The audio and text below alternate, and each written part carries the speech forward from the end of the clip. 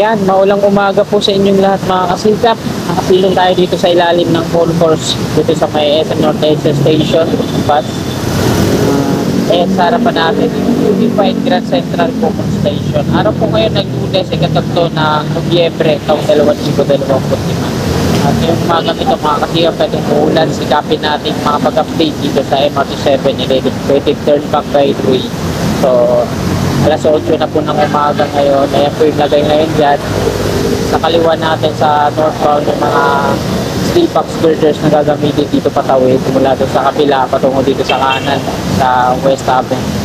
So ngayong umagang ito mga kasikap, bago tayo magpungo doon, ipakita ko po muna dito sa inyo noong hindi pa na-installa ng mga columns dito sa gitna ng West Avenue patungo doon sa examiner noong nag-uumpisa pa lang yung construction. Ito po yung video po natin. Sinimulan ko to, walang naniniwala sa paligid ko. Ano? West Avenue. Kakanan po tayo dito at ito po yung barracks ng Agaper Construction and Trading Corporation. So ayan o, tarpaulin nila. Bali yung completion date May 13, 2024. Anong petsa na ngayon? 10 days na lang. Pero target completion lang naman yan. Babasahin po natin mula sa pinakamataas na. Proposed rehabilitation of road and drainage at West Avenue, Barangay Pilam, District 1, Quezon City. Contractor, Agaper Construction and Trading Corporation. Yung project cost niya ay 99,089,011 pesos.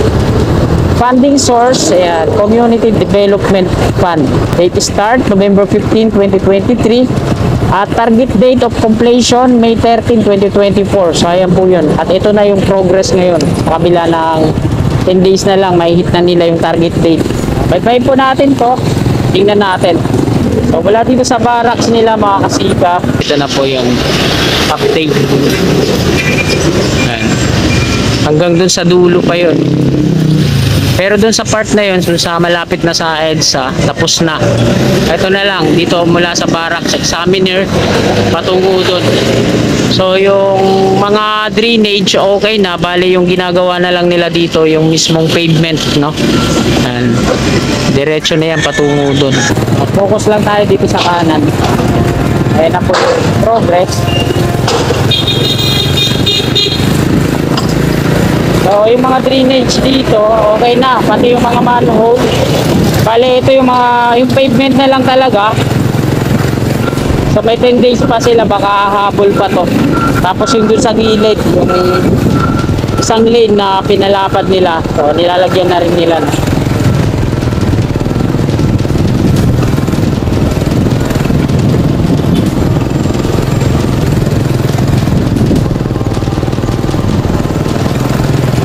Lalaki ng mga drainage dito at ang lalim ng pagkabaon. Yun.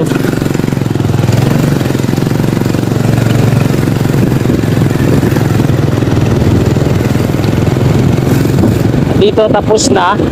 Bali magkakaroon na lang dito ng asfalto para mapantay dito sa dinadaanan natin. Ayan, lubog pa siya pero makinis at okay na. Pilam Homes. Tapos yung mga sidewalk na lang, hindi natin alam kung lalagyan pa ng ano yan, mga katawag dito, mga bricks. Ayun, yung karagdagang isang lane sa gilid. Naporing na rin, no?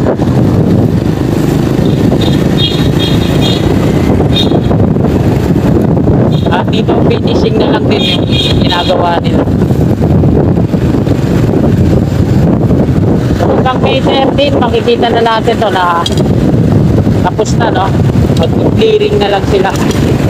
At ito naman yung mga magiging pier ng MRT 7 Turnback Guideway. Ito, nasa gitna. May mga pouring. Kasi ang ginawa nila, hinukay nila yan. Tapos, nagkataas nilang hukayin, tinambakan ulit, pinoring. Ayan, mga bilog na yan sa center. Sa gitna ng kalsada. So dito kasi dadaan yung mga pier columns ng elevated turn back guideway ng MRT-7.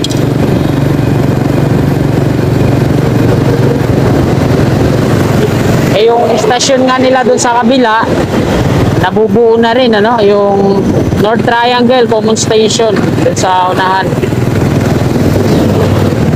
Ito yung kauna-unahang stasyon ng MRT-7 dito sa EDSA. At ang kabilang dulo naman yung dun sa San Jose del Monte, Bulacan. So dito yan, sa mataas na to, yung viaduct niya. Dalawa yung mga pier dito, ayan, kabilaan. Tatawid dito sa LRT1 hanggang dun na yun sa ano, malapit sa harapan ng SM Norte EDSA. Ito naman yung Unified Grand Central Common Station, mga kasikap. Bali, may ginagawa din sila dyan sa gitna. Tingnan nyo. Lalaking mga rebar po dyan. At binubuo na rin nila, no? Ayan, tatlo yan na magpapabukod. Sa ilalim po yan ang Unified Common Station. Ayan mga kasikap, diretso na po tayo. Ayan, kakanan na po tayo dito, West Avenue. So ayan yung double columns na sasalo sa kabila.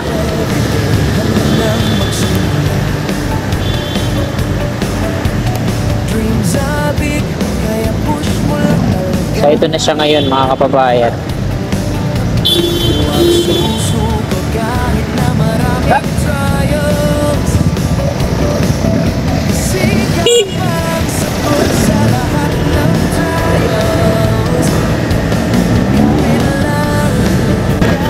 Kalinis na yung viaduct dito, no?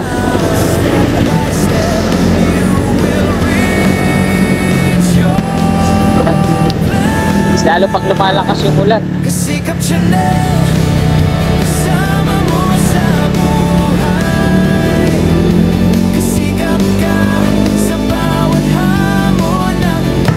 So, magandang umaga po sa lahat ng mga solid kasikap po natin na laging nakantabay sa ating mga updates. Yan, magandang umaga po sa mga kasikap din natin dyan sa abroad, mga OFW, immigrants. So, ito na yung latest na progress nila dito sa MRT-7 Elevated Turn Back Guideway, West Avenue. Lalong lumalakas yung ulan.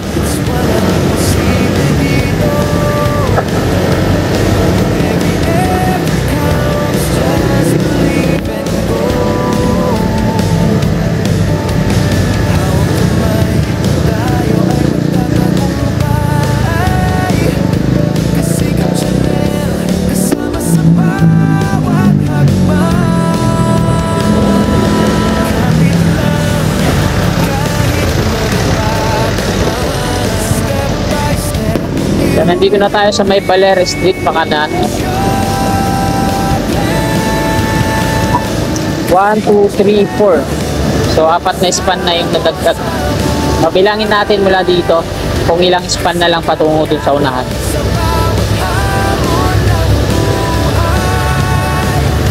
May mga steel deck platform na rin dito. 1, 2, 3, 4, 5. So, 5 span hindi pa nadadagdagan. Ito yung huling pier. Meron ng platform.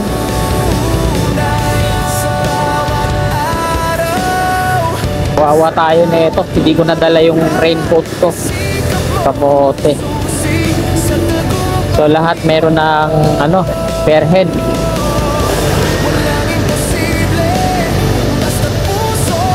Dito na tayo sa dulo sa Miner Street. Dito na tayo mag-U-turn. So nakapag-U-turn na tayo. Pabalik naman tayo ng EDSA.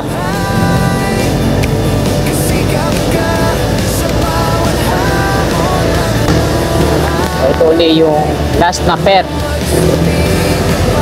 Uy, lalo pang lumalakas yung ulan.